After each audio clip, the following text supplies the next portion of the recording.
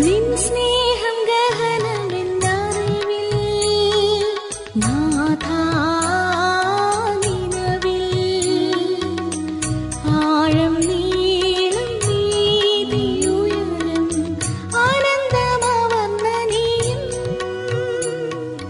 നിൻ സ്നേഹം ഗഹനമെന്നറിവിൽ. നിങ്ങൾ ഏതെങ്കിലും ഒരു പ്രീച്ചർ ഈ കാലയളവിൽ നിങ്ങളോട് ഇത് തേജസ്സാണെന്ന് പറഞ്ഞു പഠിപ്പിച്ചിട്ടുണ്ടോ? എനിക്കറിയാമോ എന്നിട്ട് ചോദിക്കുകയാണ്. ഞാനിതിൻ്റെ ഹീബ്രു ഗ്രീക്കും ഒന്നും പറഞ്ഞൊന്നുമില്ലല്ലോ. ഉണ്ടോ? ഒന്നുമില്ല. ഇവിടെ ക്ലിയർ ആയിട്ട് എഴുതിയിരിക്കണം. ഇത് സംബന്ധിച്ച് നാം എന്ത് പറയേണ്ടു? ഏത് സംബന്ധിച്ച്? തേജസ്. സ്വന്തം പുത്രനെ ആദരിയാതെ നമുക്ക് വേണ്ടി ഏൽപ്പിച്ചു തന്നവൻ, വീണ്ടെടുക്കുവാൻ വേണ്ടി, നമ്മളെ വീണ്ടെടുക്കുവാൻ വേണ്ടി അവൻ എന്ത് ചെയ്തു? സ്വന്തം പുത്രനെ ആദരിയാതെ അവനെ നമുക്ക് ഏൽപ്പിച്ചു തന്നവൻ നമ്മളെ തേജസ്സിലെത്തിക്കുന്നത് വരെയും സകലതും പുത്രത്വത്തിൻ്റെ സകല ആനുകൂല്യങ്ങളും നമുക്ക് നൽകാതിരിക്കുമോ? ഹല്ലേലൂയ. അപ്പോൾ ആ തേജസ്സിലേക്കുള്ള ഒരു യാത്രയാണ്. അതാണ് നിത്യജീവനെ കൊടുക്കുവാനുള്ള അവകാശം. നിത്യജീവനെ വെറുതെ അല്ലെങ്കിൽ it is not just redemption from the punishment of sin. Tejas വരെ നീണ്ടു നിൽക്കുന്ന ആ മൊത്തമായിട്ടുള്ള വീണ്ടെടുപ്പ്, റിഡംഷന്റെ എല്ലാ തലത്തിലും കയറിറങ്ങി പോകുവാൻ, അതിനുവേണ്ടി മനുഷ്യനെ ഒരുക്കുവാൻ ഉള്ള അധികാരം ദൈവം എന്നെ ഫലമേൽപ്പിച്ചിരിക്കുന്നു എന്നാണ് കർത്താവ് പറയുന്നത്. അതിൻ്റെ അടുത്ത വാക്യം, മൂന്നാമത്തെ വാക്യം വായിക്കുമ്പോഴത്തേക്ക്, ഏകസത്യതയുമായ നിന്നെയും നീ അയച്ചിരിക്കുന്ന യേശുക്രിസ്തുവിനെയും അറിയുന്നത് തന്നെ നിത്യജീവനാകുന്നു. അറിയുന്നത് ദൈവത്തെയും നിന്റെ പുത്രനായ ദൈവത്തിന്റെ പുത്രനായ യേശുവിനെയും, ഏകസത്യതയുമായ നിന്നെയും നീ അയച്ച യേശുവിനെയും അറിയുന്നത് തന്നെയാണ് നിത്യജീവൻ. അറിയുന്നത് എന്ന് പറയുമ്പോഴത്തേക്ക് അവിടെ ഉപയോഗിച്ചിരിക്കുന്ന ആ വാക്ക് ദിവ്യമായ ഒരു അറിവിനെ കുറിച്ചാണ്. അല്ലാതെ നമ്മൾ ഇൻഫർമേഷനിലൂടെ ലഭിക്കുന്ന ഒരു അറിവിന്റെ വാക്കല്ല ഇവിടെ ഉപയോഗിച്ചിരിക്കുന്നത്. അത് ഇൻഫർമേഷനിലൂടെ കിട്ടുന്നതല്ല താനും. ആരെങ്കിലും പറഞ്ഞു കൊടുത്ത് അറിയുന്നതല്ല. ആരെങ്കിലും പറഞ്ഞു കൊടുത്ത് ഒരാൾക്ക് നിത്യജീവനിലേക്ക് നയിക്കപ്പെടുവാൻ കഴിയത്തില്ല. എങ്ങനെ അറിയണം? ദിവ്യമായി അറിയണം. അത് തന്നെയല്ല, ദിവ്യമായി ഒരു നിമിഷത്തേക്ക് അറിയുകയല്ല. അവിടെ ഉപയോഗിച്ചിരിക്കുന്ന ഒരു കണ്ടിന്യൂസ് ടെൻസ് ആണ്. കീപ് ഓൺ നോയിങ് എന്ന് ട്രാൻസ്ലേറ്റ് ചെയ്യേണ്ട ഒരു വാക്കാണ് ഗ്രീക്കിലൂടെ കൊടുത്തിരിക്കുന്നത്. Keep on knowing the only God, ഏകസത്യതയുമായ നിന്നെയും ആൻഡ് ഹിസ് സൺ ജീസസ്, അവന്റെ പുത്രനായ യേശുവിനെയും നിരന്തരമായി അറിയുന്നതാണ് നിത്യജീവൻ. ഏതെങ്കിലും ഒരു ദിവസം കൈവക്കിയത് കൊണ്ട് അവൻ നിത്യജീവനിലേക്ക് കടന്നു കാണും. അവൻ നിത്യജീവൻ അവന്റെ സ്വന്തമാണെന്ന് പറയാൻ പറ്റത്തില്ല. നിത്യജീവൻ ഒരു തുടർമാനമായ ഒരു കാര്യമാണ്. അതുകൊണ്ട് യേശു ഉപയോഗിച്ചിരിക്കുന്ന വാക്കതാണ്. ഏകസത്യതയുമായി നിന്നെയും നീ അയച്ച യേശുവിനെയും നിരന്തരമായി അനുഭവിക്കുന്നതല്ലയോ നിത്യജീവൻ. പക്ഷെ അനുഭവിക്കാൻ കഴിയുന്നത് എന്തുകൊണ്ടാണ്? യേശു ക്രൂശിൽ മരിച്ചതുകൊണ്ടാണ്. യേശു ക്രൂശിൽ മരിച്ചിരുന്നില്ലെങ്കിൽ എനിക്ക് ദൈവസാന്നിധ്യം അനുഭവിക്കാൻ കഴിയത്തില്ല, ദൈവത്തിന്റെ സന്നിധിയിലേക്ക് കടക്കാൻ കഴിയത്തില്ല. അവൻ മരിച്ചതുകൊണ്ട് അവൻ മഹത്വീകരിക്കപ്പെട്ടു. അവൻ മഹത്വീകരിക്കപ്പെടുമ്പോൾ, അവൻ മരിക്കുമ്പോൾ ലോകത്തിന്റെ പ്രഭു പുറത്താക്കപ്പെട്ടു. ലോകത്തിന്റെ ന്യായവിധി നടന്നു കഴിഞ്ഞു. ലോകത്തിന്റെ പ്രഭു പുറത്താക്കപ്പെട്ടത് കൊണ്ട് ഞാനിപ്പോൾ അവന്റെ ചങ്ങലകളിലല്ല. അതുകൊണ്ട് എനിക്ക് എന്ത് ചെയ്യാൻ പറ്റും? എനിക്ക് ഏകസത്യദൈവമായ ദൈവത്തെയും അവൻ അയച്ച യേശുവിനെയും നിരന്തരമായി അനുഭവിക്കാൻ പറ്റും. എന്നെ പിടിച്ചോണ്ട് പോകാൻ ഇപ്പൊ ആരില്ല, ലോകത്തിന്റെ പ്രഭു ഇല്ല. അതുകൊണ്ട് എനിക്ക് അവനെ അറിയാൻ പറ്റും, അവനെ എനിക്ക് അനുഭവിക്കാൻ പറ്റും. ദിവ്യമായി എനിക്ക് അവനെ I can keep on knowing him. അവനെ തുറമാനമായിട്ട് എനിക്ക് അറിയുവാൻ പറ്റും. ദൈവം യേശുവിനെ മരണത്തിലൂടെ മഹത്വപ്പെടുത്തിയെങ്കിൽ, ആ മഹത്വപ്പെടുത്തിയത് കൊണ്ട് മനുഷ്യവർഗത്തിന്റെ വീണ്ടെടുപ്പിലൂടെ പുത്രൻ ഇപ്പോൾ ദൈവത്തെ മഹത്വപ്പെടുത്തുകയാണ്. മരണത്തിലൂടെ ദൈവം എന്ത് ചെയ്തു? യേശുവിനെ മഹത്വപ്പെടുത്തി. അങ്ങനെ മഹത്വപ്പെടുത്തിയത് കൊണ്ട് ഇപ്പോൾ എന്താ സംഭവിക്കുന്നത് അറിയാമോ? ഇപ്പോൾ പുത്രൻ വീണ്ടെടുപ്പിലൂടെ, മനുഷ്യവർഗത്തിന്റെ വീണ്ടെടുപ്പിലൂടെ ദൈവത്തെ മഹത്വപ്പെടുത്തുകയാണ്. ഞാൻ പറയുന്നത് ഗ്രഹിക്കണം. When Jesus died on a cross, God was glorifying his son. എന്തിനു വേണ്ടിയാണെന്ന് അവിടെ നമ്മൾ ഒന്നാമത്തെ വാക്യത്തിൽ വായിച്ചത്? നിന്റെ പുത്രൻ നിന്നെ മഹത്വപ്പെടുത്തേണ്ടതിന് ഇപ്പോൾ പുത്രനെ മഹത്വപ്പെടുത്തണമേ. When Jesus died on the cross, the Father was glorifying the Son. And when the Son was glorified, ഇപ്പോൾ എന്താ സംഭവിക്കുന്നത് അറിയാമോ? ഇപ്പോൾ അനേകം പുത്രന്മാരെ തേജസ്സിലേക്ക് നയിച്ചുകൊണ്ട് പുത്രൻ പിതാവിനെ മഹത്വപ്പെടുത്തുകയാണ്. അപ്പൊ ഞാൻ ഈ തേജസ്സിലേക്ക് കിടക്കുമ്പോൾ, ഓരോ വ്യക്തികളും തേജസ്സിലേക്ക് കിടക്കുമ്പോൾ ദൈവം മഹത്വപ്പെടുകയാണ്. That becomes a glory to God. അത് ദൈവത്തിനൊരു മഹത്വമായി തീരുകയാണ്. പക്ഷെ അതിന് കഴിഞ്ഞത് എന്തുകൊണ്ടാണ്? ആദ്യം പിതാവ് പുത്രനെ മഹത്വപ്പെടുത്തിയതുകൊണ്ട്. എങ്ങനെ മഹത്വപ്പെടുത്തിയതുകൊണ്ട്? മരിക്കാൻ ഏൽപ്പിച്ചുകൊണ്ട് മഹത്വപ്പെടുത്തിയതുകൊണ്ട്. Because he died on a cross. മരണത്തിലൂടെ. 5-ാമത്തെ വാക്യം വായിക്കുമ്പോൾ അവിടെ കാണുന്നത് കർത്താവിന്റെ പ്രീ എക്സിസ്റ്റൻസിനെ കുറിച്ച് വെളിപ്പെടുത്തുന്നതായ ഒരു ഭാഗമാണ്. ഇപ്പോൾ പിതാവേ, ലോകം ഉണ്ടാകും മുമ്പേ എനിക്ക് നിന്റെ അടുക്കൽ ഉണ്ടായിരുന്ന മഹത്വത്തിൽ എന്നെ നിന്റെ അടുക്കൽ മഹത്വപ്പെടുത്തണമേ. Jesus was in glory always because he was God. അവൻ എപ്പോഴും മഹത്വത്തിലായിരുന്നു. അവൻ എല്ലായ്പ്പോഴും മഹത്വത്തിലായിരുന്നു. In fact he was the glory of heaven. ശരിക്കും പറഞ്ഞു കഴിഞ്ഞാൽ യേശു എപ്പോഴും മഹത്വത്തിലായിരുന്നു എന്നല്ല, അവൻ തന്നെ ആയിരുന്നു മഹത്വം. കർത്താവ് പറയുമ്പോൾ പറയുന്നത് എന്താണ്? പിതാവേ, ലോകം ഉണ്ടാകും മുമ്പേ എനിക്ക് നിന്റെ അടുക്കൽ ഉണ്ടായിരുന്ന മഹത്വത്തിൽ. ഇറ്റേണലായിട്ട് യേശുവിന് എന്തുണ്ടായിരുന്നു? മഹത്വം ഉണ്ടായിരുന്നു. Because he is eternal God. Is eternal God എന്ന് തന്നെയല്ല, അവനായിരുന്നു സ്വർഗത്തിന്റെ മഹത്വം. അവനില്ലായിരുന്നെങ്കിൽ സ്വർഗത്തിൽ മഹത്വം ഒന്നും ഉണ്ടാകുമായിരുന്നില്ല. He is the glory of God. എന്നാൽ ആ മഹത്വം വേണ്ടാന്ന് വെച്ചിട്ട്, ഉരിഞ്ഞു വെച്ചിട്ടാണ് യേശു എന്ത് ചെയ്തത്? ഭൂമിയിലേക്ക് വന്നത്. ഫിലിപ്പിയ ലേഖനം 2-ാം അധ്യായത്തിൽ നമ്മൾ കാണുന്ന കാര്യമുണ്ട്. അവൻ ദൈവ സ്വരൂപത്തിലിരിക്കെ ദൈവത്തോടുള്ള മഹത്വം മുറുകെ പിടിച്ചുകൊള്ളണമെന്ന് വിചാരിക്കാതെ വേഷത്തിൽ മനുഷ്യനായി ദാസരൂപം എടുത്ത് ഭൂമിയിലേക്ക് അവൻ ഇറങ്ങി വരികയാണ്. അവൻ ദൈവരൂപത്തിലിരിക്കെ ദൈവത്തോടുള്ള സമത്വം മുറുകെ പിടിച്ചുകൊള്ളണം എന്ന് വിചാരിക്കാതെ ദാസരൂപം എടുത്തു, മനുഷ്യ സദൃശ്യത്തിലായി. അപ്പോൾ ഭൂമിയിലേക്ക് വന്നപ്പോൾ അവൻ മഹത്വം ഉരിഞ്ഞു വെച്ചിട്ട് വന്നു. എന്നിട്ടിപ്പോ കർത്താവ് പറയാണ്, ഇനിയും എനിക്ക് മടങ്ങി വരാൻ സമയമായിരുന്നു. കർത്താവ് പറയുന്നത് വളരെ സിമ്പിളാണിത്. കർത്താവിന്റെ പ്രാർത്ഥന വളരെ സിമ്പിളാണ്. ഇതാണ് കർത്താവിന്റെ പ്രാർത്ഥന. നമ്മൾ മറ്റേത് ശിഷ്യന്മാരുടെ പ്രാർത്ഥനയാണ് കേട്ടോ. നമ്മൾ കർത്താവിന്റെ പ്രാർത്ഥന എന്ന് പറഞ്ഞ് ചൊല്ലുന്നത് ശരിക്കും പറഞ്ഞു കഴിഞ്ഞാൽ എന്താണ്? ശിഷ്യന്മാരുടെ പ്രാർത്ഥനയാണ്. That was the prayer of A disciple and this is the Lord's prayer. ഇതാണ് ശരിക്കും കർത്താവിന്റെ പ്രാർത്ഥന എന്ന് പറയുന്നത്. ഇവിടെ എന്താ പറയുന്നത്? കർത്താവേ, പിതാവേ, ലോകം ഉണ്ടാകും മുമ്പേ എനിക്ക് നിന്റെ അടുക്കൽ ഉണ്ടായിരുന്ന മഹത്വത്തിൽ എന്നെ നിന്റെ അടുക്കൽ മഹത്വപ്പെടുത്തണമേ. It is time for me to come back. ഞാൻ മടങ്ങി വരാനായിട്ട് സമയമായി. എന്നാൽ ഞാൻ മടങ്ങി വരുന്നത് സംതൃപ്തിയോടുകൂടെയാണ്. അല്ലാതെ നമ്മൾ എവിടെയെങ്കിലും പോയി കഴിഞ്ഞാൽ, നമ്മൾ പല സമയത്തുണ്ടല്ലോ, നമ്മൾ എന്ത് ചെയ്തു കഴിഞ്ഞാലും പല ആളുകളും ഭയങ്കര പെർഫെക്ഷനിസ്റ്റുകളാണ്. ചിലർക്ക് എന്തെങ്കിലും കാര്യം എങ്ങനെയെങ്കിലും ഒക്കെ ചെയ്ത് തീർത്താൽ മതി. ചിലർക്ക് അങ്ങനെയല്ല, ചെയ്യുന്ന കാര്യം പെർഫെക്റ്റ് ആയിട്ട് ചെയ്യണമെന്ന് ആഗ്രഹമുണ്ട്. ഒരിക്കലും നടക്കത്തില്ല. പക്ഷെ ഒരിക്കലും നടന്നില്ലെങ്കിലും മാക്സിമം ഒരിക്കലും നമുക്ക് സംതൃപ്തി ഉണ്ടാകത്തില്ല. ഏത് ആർട്ടിക്കിൾ എഴുതി കഴിഞ്ഞാലും നമുക്ക് സംതൃപ്തി ഉണ്ടാകത്തില്ല. കുറച്ചുകൂടി എഴുതാനുണ്ടായിരുന്നു എന്നുള്ള ബാക്കി നമ്മുടെ കയ്യിൽ കിടക്കും. എന്തുണ്ടാക്കി കഴിഞ്ഞാലും നല്ല കുക്കാണെങ്കിൽ അവൻ ഒരിക്കലും സംതൃപ്തി ഉണ്ടാകത്തില്ല. അല്ലാത്തവർ പിന്നെ അത് വെച്ച് വിളമ്പിക്കൊണ്ടിരിക്കും, പിന്നെ അതിന്റെ മഹത്വം പറഞ്ഞുകൊണ്ടിരിക്കും. കഴിയുമെന്നറിയാമോ? ഇതിനേക്കാൾ ബെറ്ററായിട്ട് ചെയ്യാമായിരുന്നു എന്നുള്ള ഒരു ചിന്ത എപ്പോഴും ഉണ്ടാകും. നമ്മൾ ഏത് കാര്യം ചെയ്താലും ഇതിനേക്കാൾ ബെറ്ററായിട്ട് ചെയ്യാമായിരുന്നു എന്നുള്ള ഒരു ചിന്ത നമുക്കുണ്ടാകും. പക്ഷേ യേശു സ്വർഗത്തിലേക്ക് മടങ്ങി പോകുമ്പോൾ അവൻ ഒരിക്കലും ചിന്തിച്ചില്ല ഇതിനേക്കാൾ ബെറ്ററായിട്ട് എനിക്ക് ഇത് ചെയ്യാമായിരുന്നെന്ന്. Because everything he did it was perfect. അത് പെർഫെക്റ്റ് ആയിരുന്നു. അതിനകത്ത് യാതൊരു രീതിയിലും അവൻ മടങ്ങി പോകുമ്പോഴത്തേക്ക് യാതൊരു രീതിയിലും ഒരു അസംതൃപ്തിയോടുകൂടെ അല്ല അവൻ മടങ്ങി പോകുന്നത്. എന്തുകൊണ്ട്? വേഴ്സ് 4 പറയുന്നത് അതാണ്. 4-ാമത്തെ വാക്യത്തിൽ, ഞാൻ ഭൂമിയിൽ നിന്നെ മഹത്വപ്പെടുത്തി, നീ എനിക്ക് ചെയ്യുവാൻ തന്ന പ്രവൃത്തി തികച്ചിരിക്കുന്നു. I have finished the task. നീ എന്നെ എന്തിനു വേണ്ടി ഭൂമിയിലേക്ക് അയച്ചോ അത് ഞാൻ നിവർത്തിച്ചിരിക്കുന്നു.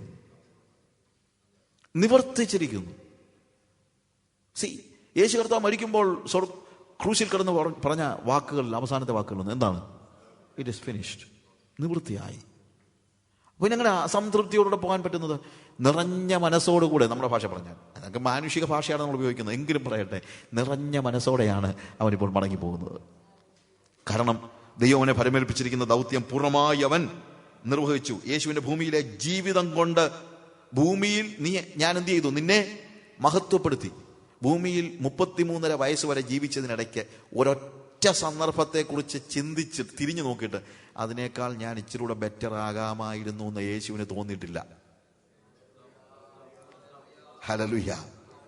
അങ്ങനെ തോന്നാത്ത ഒരു മനുഷ്യനും ഭൂമിയിലില്ല. പക്ഷെ യേശുവിന് ഒരിക്കലും തോന്നിയിട്ടില്ല, ആ വാക്ക് പറയണ്ടായിരുന്നു, അന്നേരം അത് ചെയ്യണ്ടായിരുന്നു. കാര്യം എപ്പോഴും അവൻ പിതാവിൽ നിന്ന് അവൻ്റെ ആജ്ഞ കേട്ടുകൊണ്ട് ആ നാഴികയിൽ, ഓരോ സമയത്തും അതാത് നാഴികയിൽ കൃത്യതയോടുകൂടെ ദൈവം എല്ലാ കാര്യങ്ങളും ചെയ്തു. എല്ലാ കാര്യങ്ങളും. ഒരുപക്ഷെ നമുക്ക് തോന്നുമായിരിക്കും എല്ലാം കൃത്യമായിട്ടല്ല ചെയ്തതെന്ന്. എനിക്കിപ്പോഴും സംശയമുള്ളൊരു കാര്യമുണ്ട്. കർത്താവ് വളരെ പെർഫെക്റ്റ് ആയിട്ടാണ് കാര്യങ്ങൾ ചെയ്തെങ്കിൽ എന്തിനാ യൂദാസിനെ തിരഞ്ഞെടുത്തതെന്ന്. വളരെ പ്രാർത്ഥിച്ച് കരഞ്ഞ് പ്രാർത്ഥിച്ച് ഒരു രാത്രി മുഴുവൻ പ്രാർത്ഥിച്ച് തിരഞ്ഞെടുത്തതാ പിറ്റേ ദിവസം 12 അതിനകത്തൊരുത്തൻ യൂദാസ്. യൂദാസിന്റെ തെരഞ്ഞെടുപ്പിനകത്ത് പെർഫെക്ഷൻ ഉണ്ടോ? യെസ്. യൂദാസ് ആരാന്ന് അറിയാൻ വയ്യാതെ കർത്താവിന് അബദ്ധം പറ്റിയതൊന്നുമല്ല. നമ്മളൊക്കെ മിഷണറിമാരെ തിരഞ്ഞെടുക്കുമ്പോഴൊക്കെ നമുക്ക് അബദ്ധം പറ്റും, എത്ര പറഞ്ഞാലും അബദ്ധം പറ്റും. പക്ഷെ കർത്താവ് തിരഞ്ഞെടുത്തപ്പോൾ ഒരാളെ അബദ്ധം പറ്റി തിരഞ്ഞെടുത്തൊന്നുമല്ല. It was perfect. Everything he did on this world, in this earth, all the 33.5 years of his life, it was a perfect life. And he said, it is finished. കർത്താവേ, ഞാൻ ഭൂമിയിൽ നിന്നെ മഹത്വപ്പെടുത്തി. എൻ്റെ ലൈഫ് കൊണ്ട് ഞാൻ ഭൂമിയിൽ നിന്നെ മഹത്വപ്പെടുത്തി. It was a perfect life. രണ്ടാമത് പറയുന്നത്, നീ എനിക്ക് ചെയ്യുവാൻ തന്ന പ്രവൃത്തി ഞാൻ തികച്ചിരിക്കുന്നു. എന്ത് ചെയ്യാനായിട്ട് ഭൂമിയിലേക്ക് വന്നോ അതിലൊരു പൊടി പോലും ബാക്കി വെച്ചിട്ടല്ല യേശു മടങ്ങിപ്പോകുന്നത്. അതുകൊണ്ട് അവൻ സംതൃപ്തിയോടുകൂടെ മടങ്ങിപ്പോകാൻ തയ്യാറാവുകയാണ്. അവൻ്റെ ഭാഗത്ത് നമ്മൾ ചെയ്യാനുള്ളതെല്ലാം ചെയ്തു. മറ്റൊരു കാര്യത്തിലും കൂടി അവന് സംതൃപ്തിയുണ്ട്. ഇത് അവൻ്റെ ലൈഫുമായിട്ട് ബന്ധപ്പെട്ടാണ് പറഞ്ഞത്. എന്ത്? His life was a perfect life and he accomplished the mission that was entrusted upon him by his father. അവൻ്റെ പിതാവ് അവനെ ഫലമേൽപ്പിച്ച ശുശ്രൂഷ അവൻ പൂർണ്ണമായിട്ട് നിർവഹിച്ചു. എന്നാൽ അതിലുപരിയായിട്ട് മറ്റൊന്നുകൂടി ഉണ്ട്. 6-ാമത്തെ വാക്യത്തിൽ നമ്മൾ കാണുകയാണ്, നീ ലോകത്തിൽ നിന്ന് എനിക്ക് തന്നിട്ടുള്ള മനുഷ്യർക്ക് ഞാൻ നിന്റെ നാമം വെളിപ്പെടുത്തിയിരിക്കുന്നു. നീ താഴോട്ടുള്ള ഭാഗങ്ങളെല്ലാം പറയുന്നതാണ് എക്യുപ്പിംഗ് എന്നുള്ള കാര്യമാണ്. നീ ലോകത്തിൽ നിന്ന് എനിക്ക് ചിലരെ തന്നിട്ടുണ്ട്. ഞാൻ മുമ്പേ പറഞ്ഞതുപോലെ ലോകത്തിൽ തന്നിട്ടുണ്ടെന്ന് പറയുമ്പോഴത്തേക്ക് ആ ചോയ്സ് ദൈവത്തിൻ്റെ ആണെന്നുള്ളത് ശരിയാണ്. പക്ഷേ ദൈവം ചൂസ് ചെയ്യാനുള്ള കാരണം എന്താണ്? ആരെയും മാറ്റി നിർത്തുകയല്ല. അതിന് എന്താണ്? ദൈവത്തോട് ലോയൽറ്റി ഉണ്ട്. ദൈവത്തോട് ലോയൽറ്റി ഉള്ള, ദൈവത്തോട് വിശ്വസ്തതയുള്ള, അങ്ങനെ വിശ്വസ്തയോടെ ദൈവത്തെ സേവിക്കുമെന്ന് ദൈവം മുന്നറിഞ്ഞവരെയാണ് ദൈവം എന്ത് ചെയ്തിരിക്കുന്നത്? യേശുവിൻ്റെ കയ്യിലോട്ട് ഇട്ട് കൊടുത്തിരിക്കുന്നത്. അത്രയേ ഉള്ള അർത്ഥം. ദൈവം മുന്നറിഞ്ഞവരെ, നീ എനിക്ക് ലോകത്തിൽ, അവിടെ ഉപയോഗിച്ചിരിക്കുന്ന വാക്ക് അതാണ്, നീ ലോകത്തിൽ നിന്ന് എനിക്ക് തന്നിട്ടുള്ള മനുഷ്യർക്ക് ഞാൻ നിന്റെ നാമം വെളിപ്പെടുത്തിയിരിക്കുന്നു. നീ എനിക്ക് ലോകത്ത് തന്നിട്ടുള്ള ആളുകളെ ഞാൻ എക്വിപ്പ് ചെയ്തിരിക്കുന്നു. എക്വിപ്പിങ്ങിനെ കുറിച്ച് നമുക്ക് പിന്നീട് പഠിക്കാം. എക്വിപ്പ് ചെയ്തിരിക്കുന്നു. ഞാൻ പെട്ടെന്ന് അതിന്റെ ബാക്കിയുള്ള ഭാഗങ്ങൾ പറയാണ്. ഞാൻ 11-ാമത്തെ വാക്യം വായിക്കുമ്പോൾ, ഞാൻ ലോകത്തിൽ ഇരിക്കുന്നില്ല, ഇവരോ ലോകത്തിൽ ഇരിക്കുന്നു, ഞാൻ നിന്റെ അടുക്കൽ വരുന്നു. പരിശുദ്ധ പിതാവേ, അവർ നമ്മെ പോലെ ഒന്നാകേണ്ടതിന് നീ എനിക്ക് തന്നിരിക്കുന്ന നിന്റെ നാമത്തിൽ അവരെ കാത്തുകൊള്ളണമേ. അപ്പോൾ യേശു ലോകത്തിൽ നിന്ന് പിതാവിന്റെ സന്നിധിയിലേക്ക്, അവന്റെ പൂർവ്വകാല മഹത്വത്തിലേക്ക് മടങ്ങിപ്പോകുമ്പോൾ അവന് നിരാശ ഉണ്ടാകാതിരിക്കാനുള്ള കാര്യം എന്താണെന്നറിയാമോ? അവന് പകരമിരിക്കേണ്ടതിന് അവൻ പിതാവ് അവന് നൽകിയവരെ ഭൂമിയിലാക്കിയിട്ടാണ് പോകുന്നത്. അതാണ് അവന്റെ സംതൃപ്തി. ഹല്ലേലൂയ.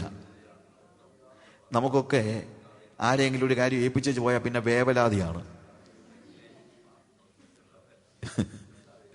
ഇതെങ്ങനെ ആക്കി തീർക്കുമെന്നുള്ള വേവലാതിയാണ്. പക്ഷേ യേശുവിൻ്റെ സംതൃപ്തി എന്താണ്? നീ ലോകത്തിൽ നിന്ന് എനിക്ക് തന്നിട്ടുള്ളവരെ ഞാൻ എക്വിപ്പ് ചെയ്ത് ഈ ലോകത്തിൽ ആക്കിയിരിക്കുന്നു. നമ്മളെ ഭൂമിയിലാക്കിയതുകൊണ്ടാണ് കർത്താവ് സംതൃപ്തിയോടുകൂടെ സ്വർഗത്തിലിരിക്കുന്നത്. നമ്മളെ ഭൂമിയിലാക്കിയിട്ടാണ് കർത്താവ് സംതൃപ്തിയോടുകൂടെ സ്വർഗത്തിലിരിക്കുന്നത്. ഓർത്തോണം. അത്രയ്ക്കും കോൺഫിഡൻസ് അവൻ നമ്മളിൽ ഇട്ടെന്നുള്ളതാണ്. എനിക്കിപ്പോഴും മനസ്സിലാകാത്ത കാര്യമാണ്. പോൾ അതുകൊണ്ടാണ് പറയുന്നത്, നീ ഞങ്ങളെ വിശ്വസ്തരെന്ന് എണ്ണി നിന്റെ വേലയ്ക്ക് ആക്കി. വിശ്വസ്തരായിട്ടൊന്നുമല്ല, വിശ്വസ്തരെന്ന് എണ്ണി. കോൺഫിഡൻസ്. നമ്മൾ എത്രയോ പ്രാവശ്യം തെറ്റ് കാണിച്ചിട്ടുണ്ട്, എത്രയോ പ്രാവശ്യം. പക്ഷേ ദൈവം കർത്താവിൻ്റെ കോൺഫിഡൻസ് നമ്മളിൽ നിന്ന് എടുത്തു കളഞ്ഞിട്ടില്ല. തോമസ് ആൽവ എഡിസൺ ബൾബ് കണ്ടുപിടിച്ചതിനെക്കുറിച്ച് ഒരു സ്റ്റോറിയല്ല, നടന്ന കാര്യമാണ്. ഇയേഴ്സ് ഓഫ് വർക്കിന് ശേഷമാണ്. നിങ്ങൾക്കറിയാമല്ലോ, 1000 വട്ടമെങ്കിലും ഇവര് ബൾബ് ഉണ്ടാക്കാനായിട്ട് പരിശ്രമിച്ചിട്ടുണ്ട്. 1000 വട്ടമെങ്കിലും ആദ്യത്തെ ബൾബ് ഉണ്ടാക്കാനായിട്ട്. അദ്ദേഹത്തിൻ്റെ കൂടെ ഒരു ടീം ഓഫ് സയൻറ്റിസ്റ്റുകൾ അവേഴ്സ് ആൻഡ് അവേഴ്സ് പരിശ്രമിച്ചിട്ടാണ് ഇത് ഒടുവിൽ കണ്ടുപിടിച്ച് ഇദ്ദേഹത്തിൻ്റെ ഹോൾ ടീം 24 hours അവസാനം ഹാർഡ് വർക്ക് ചെയ്ത് ആദ്യത്തെ ബൾബ് ഉണ്ടാക്കി. ഫസ്റ്റ് ബൾബ് ഉണ്ടാക്കിയപ്പോൾ അതിനകത്ത് ഏറ്റവും ജൂനിയറായിട്ടുള്ള ഒരുത്തൻ്റെ പറഞ്ഞിട്ട് ഇത് കൊടുത്തിട്ട് പറഞ്ഞു, നീ ഇത് മോളിൽ കൊണ്ട് വെക്ക്. ഇവൻ ഭയങ്കര ആവേശത്തോടുകൂടെ ഇത് കൊണ്ടുപോയി. സ്റ്റെപ്പ് കയറിയപ്പോൾ ഇവൻ്റെ കയ്യിൽ നിന്ന് താഴെ പോയി. നടന്ന കാര്യമാണ്. It is happen. ഒരു ചെറുക്കനാകപ്പെടെ അവൻ ആദ്യമായിട്ടാണ്, അവൻ junior scientist, very junior. He was the junior most. Step കയറി മുന്നോട്ട് പോകുന്ന കൂട്ടത്തിൽ താഴെ അവനെ പൊട്ടിപ്പോയി. എല്ലാവരും ചിന്തിച്ചു ഇവനെ ഫയർ ചെയ്ത് പുറത്താക്കി എന്നൊക്കെ ചിന്തിച്ചു. എഡിസൺ പോയി നോക്കി കഴിഞ്ഞിട്ട് തിരിച്ചു പറഞ്ഞു, ഐ എം സോറി, പക്ഷെ നമ്മൾ ഇനിയും വീണ്ടും പരിശ്രമിച്ചാലേ പറ്റുകയുള്ളൂ. ഏതാണെങ്കിലും ദൈവം നമുക്ക് ഒരു കരുണ ചെയ്തല്ലോ, നമുക്ക് ബൾബ് ഉണ്ടാക്കാൻ നമ്മൾ പഠിച്ചല്ലോ. So will make it another 24 hours of hard work. 24 മണിക്കൂറും കൂടെ ഹാർഡ് വർക്ക് ചെയ്തിട്ട് അവൻ വീണ്ടും ഈ സയൻറ്റിസ്റ്റുകളെല്ലാം കൂടി ഒരു ബൾബുണ്ടാക്കി. ബൾബുണ്ടാക്കി കഴിഞ്ഞിട്ട് എഡിസൺ ബൾബ് കയ്യിലെടുത്തു. അപ്പോൾ അദ്ദേഹം എല്ലാവരും ചിന്തിച്ചു, ഇനി പൊരുത്തൻ്റെ കയ്യിലും ധൈര്യത്തോടു കൂടെ ഈ ബൾബ് കൊടുക്കത്തില്ലെന്ന് ചിന്തിച്ചു. പക്ഷേ എഡിസൺ എന്താ ചെയ്യുന്നറിയാമോ? എഡിസൺ ആ പഴയ യുവാവിനെ വിളിച്ചു, മോനെ കം ടേക്ക് ദിസ്, മോളിൽ കൊണ്ടുവെക്കാൻ പറഞ്ഞു. ഞാൻ പറഞ്ഞു മനസ്സിലായല്ലോ? ബൾബ് താഴെയിട്ട് പൊട്ടിച്ച അതേ യുവാവിൻ്റെ കയ്യിൽ എഡിസൺ ഈ ബൾബ് കൊണ്ട് കൊടുത്തിട്ട് പറഞ്ഞു, മോളിൽ കൊണ്ടുവെക്കാൻ പറഞ്ഞു. നമ്മളെ ഇങ്ങനെയൊക്കെ അല്ലേ ദൈവം വീണ്ടും വീണ്ടും വീണ്ടും കാര്യങ്ങൾ ഏൽപ്പിക്കുന്നത് എന്ന് നമ്മളൊന്ന് ആലോചിച്ച് നോക്കണം. എത്ര പ്രാവശ്യം നമ്മുടെ ജീവിതത്തിൽ അവൻ നമ്മളിൽ അർപ്പിച്ചതായിട്ടുള്ള കോൺഫിഡൻസ് നമ്മൾ തകർത്ത് കളഞ്ഞിട്ടുണ്ട്. എത്ര പ്രാവശ്യം ദൈവത്തിൻ്റെ നാമത്തിന് നമ്മൾ അപമാനം വരുത്തിയിട്ടുണ്ട്. വീണ്ടും അവൻ കരുണ തോന്നിയിട്ട് വീണ്ടും അത് നമ്മളെ ഫലമേൽപ്പിക്കുന്നത് ഇനി ഒരിക്കലും അത് നമ്മൾ കളയാതിരിക്കാനാണ്. ദൈവത്തിൻ്റെ പ്രത്യേകത അത്. ഹല്ലേലൂയ. അതുകൊണ്ട് കർത്താവ് പറയാണ്, നീ എനിക്ക് തന്നിട്ടുള്ളവരെ അവരെ വളരെ ഏബിളായിട്ടൊന്നുമല്ല, പക്ഷേ ഞാനവിടെ എക്യുപ്പ് ചെയ്തിട്ട് ഞാനവിടെ ഭൂമിയിലാക്കിയിട്ടുണ്ട്. ഞാൻ സന്തോഷത്തോടു കൂടെ ഞാൻ നിന്റെ സന്നിധിയിലേക്ക് മടങ്ങി വരികയാണ്. എനിക്ക് ലോകത്തിൽ തന്നിട്ടുള്ളവരെ ഞാൻ എക്യുപ്പ് ചെയ്തിട്ടുണ്ട്. ഞാൻ ലോകത്തിൽ ഇനി ഇരിക്കുന്നില്ല. അവിടെ പറഞ്ഞിരിക്കുന്ന വാക്യം അതാണ്, ഇനി ഞാൻ ലോകത്തിൽ ഇരിക്കുന്നില്ല, ഞാൻ നിന്റെ സന്നിധിയിലേക്ക് വരികയാണ്.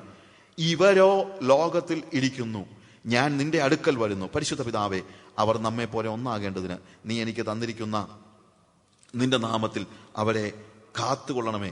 യേശുവിന് പകരം ഇപ്പോൾ നമ്മൾ ലോകത്തിൽ ഇരിക്കുകയാണ്. യേശുവിന് പകരം നമ്മളിപ്പോൾ ലോകത്തിൽ ഇരിക്കുകയാണ്. 15-ാം അധ്യായത്തിൻ്റെ 19-ാം വാക്യം വായിക്കുമ്പോൾ അവിടെ നമ്മൾ കാണുന്ന കാര്യം, നിങ്ങൾ ലോകക്കാർ ആയിരുന്നുവെങ്കിൽ ലോകം തനിക്ക് സ്വന്തമായി സ്നേഹിക്കുമായിരുന്നു. എന്നാൽ നിങ്ങൾ ലോകക്കാരായിരിക്കാതെ ഞാൻ നിങ്ങളെ ലോകത്തിൽ നിന്ന് തെരഞ്ഞെടുത്തിരിക്കുന്നതുകൊണ്ട് ലോകം നിങ്ങളെ പകയ്ക്കുന്നു. നാം ലോകത്തിൽ നമ്മൾ we are taken, God has taken us from the world. ലോകത്തിൽ നിന്ന് അവൻ നമ്മളെ എടുത്തിട്ട് 15-ാം അധ്യായത്തിന്റെ 16-ാം വാക്യത്തിൽ നമ്മൾ വായിക്കുന്നതെന്നറിയാമോ? നിങ്ങൾ എന്നെ തെരഞ്ഞെടുത്തു എന്നല്ല, ഞാൻ നിങ്ങളെ തെരഞ്ഞെടുത്തു, നിങ്ങൾ പോയി ഫലം കായ്ക്കേണ്ടതിന്, നിങ്ങളുടെ ഫലം നിലനിൽക്കേണ്ടതിനും ഞാൻ നിങ്ങളെ ലോകത്തിൽ, ശരിക്കും പറഞ്ഞാൽ ലോകത്തിൽ ആക്കി വെച്ചും ഇരിക്കുന്നു. ലോകത്തിൽ നിന്ന് ദൈവം എന്ത് ചെയ്തു? നമ്മളെ തെരഞ്ഞെടുത്ത് യേശുവിന്റെ കയ്യിലോട്ട് കൊടുത്തു.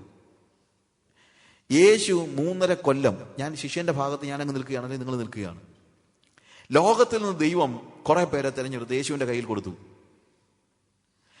കൊടുത്തിട്ട് യേശു എന്ത് ചെയ്തു? 3.5 വർഷം അവരെ കൊണ്ടു നടന്ന് കാര്യങ്ങൾ എല്ലാം പറഞ്ഞ് എക്യുപ്പ് ചെയ്തിട്ട് എന്ത് ചെയ്തു? ശരി, ഇപ്പൊ നിങ്ങൾ സ്വർഗത്തിൽ പോകാൻ ഫിറ്റായി, എന്നാ പിന്നെ നമുക്ക് ഒരുമിച്ച് സ്വർഗത്തിൽ പോകാമെന്നാണ് പറയുന്നത്. അല്ല, അവരെ എങ്ങോട്ട് വിട്ടു? ലോകത്തിലേക്ക് തന്നെ പറഞ്ഞു വിട്ടു. ലോകത്തിലേക്ക് പറഞ്ഞു വിട്ടപ്പം കൂടുതൽ കാര്യം കൊണ്ട് പറഞ്ഞു, ഇനി ഞാൻ ലോകത്തിൽ ഇരിക്കുന്നില്ല. യേശു ഉണ്ടായിരുന്നെങ്കിൽ പിന്നെയും വേണ്ടുകയില്ലായിരുന്നു. പക്ഷെ ഇപ്പൊ ആരില്ല കൂടെ. കർത്താവിന്റെ ഫിസിക്കൽ പ്രസൻസ് ഇല്ലാതെ അതിന്റെ അർത്ഥം എന്താണെന്നറിയാമോ? ടോട്ടൽ റെസ്പോൺസിബിലിറ്റി ഇപ്പൊ നമ്മുടെ കയ്യിലാണെന്നാണ്. ഞാൻ ലോകത്തിലിരിക്കുന്നില്ല, അവര് ലോകത്തിലിരിക്കുന്നു. ഈ അണ്ടർസ്റ്റാൻഡ് ദ ഡിഫറൻസ്. യേശുവിന്റെ ശിഷ്യന്മാരായിട്ട് കൂടെ നടന്നപ്പോൾ അങ്ങോട്ട് പോകാൻ പറഞ്ഞാൽ അങ്ങോട്ട് പോകണം, ഇങ്ങോട്ട് വരണം പറഞ്ഞാൽ അങ്ങോട്ട് പോകണം, അത്രേ ഉള്ളൂ. റെസ്പോൺസിബിലിറ്റി ഇല്ല. ലോകത്തിലെ ഏറ്റവും സുഖം എന്ന് പറയുന്നത് റെസ്പോൺസിബിലിറ്റി ഇല്ലാതെ ജീവിക്കുക എന്ന് പറയുന്നതാണ്. നമ്മൾ പലപ്പോഴും ചിന്തിക്കും ഏറ്റവും കൂടിയ കസേരയിൽ ഇരിക്കുന്നത് ഏറ്റവും നല്ലതെന്ന്. ഏറ്റവും നല്ലത് ഏറ്റവും കുറഞ്ഞ കസേരയിൽ ഇരിക്കുന്ന പറയുന്നത് ചെയ്താൽ മതിയല്ലോ. അത്രയും സുഖം ലോകത്ത് വേറെ ഒന്നുമില്ല, അത്ര സുഖം. പക്ഷെ ഇപ്പൊ എന്താണ്? റെസ്പോൺസിബിലിറ്റി ഏൽപ്പിച്ചിരിക്കുകയാണ് ദൈവം. ഞാൻ നിന്റെ സന്നിധിയിലേക്ക് വരുന്നു, പക്ഷെ നീ എനിക്ക് തന്നവരെ ഞാൻ എന്ത് ചെയ്തിരിക്കുന്നു? ഭൂമിയിൽ ആക്കിയിരിക്കുന്നു. ഞാൻ നിങ്ങളെ ലോകത്തിൽ ആക്കിയിരിക്കുന്നു. തെരഞ്ഞെടുത്ത് സ്വർഗത്തിലേക്ക് കൊണ്ടുപോയല്ല, തെരഞ്ഞെടുത്ത് ലോകത്തിൽ ആക്കിയിരിക്കുന്നു. പക്ഷെ ആക്കിയിരിക്കുന്നത് എക്വിപ്പ് ചെയ്തിട്ടാണ്, അല്ലാതെ വെറുതെ പറഞ്ഞു കൊടുക്കുക. ലോകത്തിൽ നിന്ന് അത്രയും പേരെ പറഞ്ഞെടുത്തിട്ട് ഇങ്ങോട്ട് എടുത്തിട്ട് പിറ്റേ ദിവസം പൊക്കോ ലോകത്തിലേക്കെന്ന് പറയുന്നത് പോലെ അല്ല, എക്വിപ്പ് ചെയ്തിട്ടാണ്. അതിനെക്കുറിച്ച് നമുക്ക് അടുത്ത സെഷനിൽ പഠിക്കാം.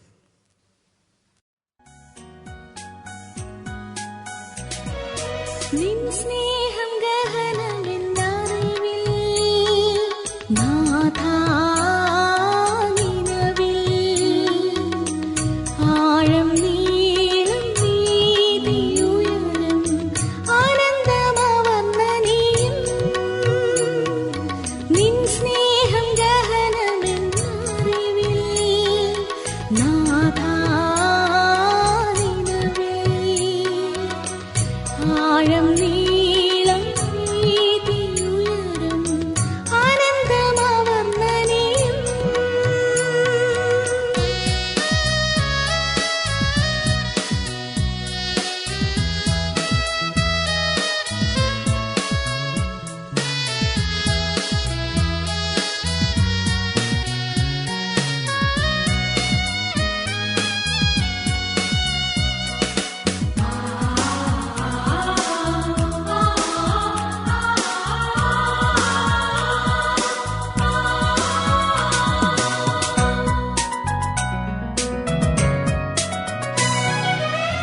അമ്പരവാസികൾ കുമ്പിടും രാപ്പകൽ അൻപിൻ നിധിയേ നിൻ പദവി.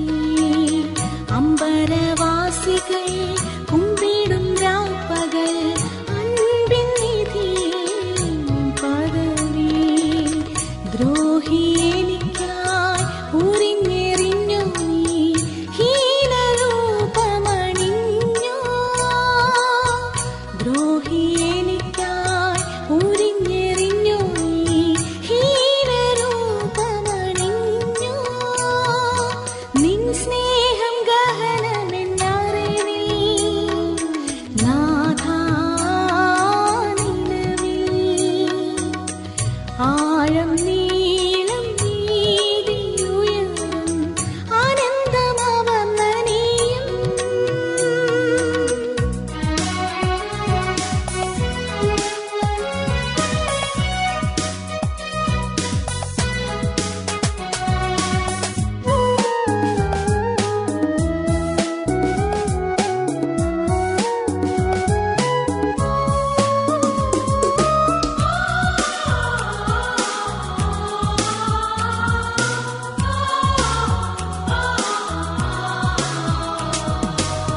ബേത്ലഹേം മുതൽ കാൽവരിയോളം വേദനയേറെ നീ സഹിച്ചു. ബേത്ലഹേം മുതൽ കാൽവരിയോളം വേദനയേറെ നീ സഹിച്ചു. ക്രൂശിലെനിക്കായി പ്രാണനും വെടിഞ്ഞു സ്നേഹിച്ചു ക്രൂശിൽ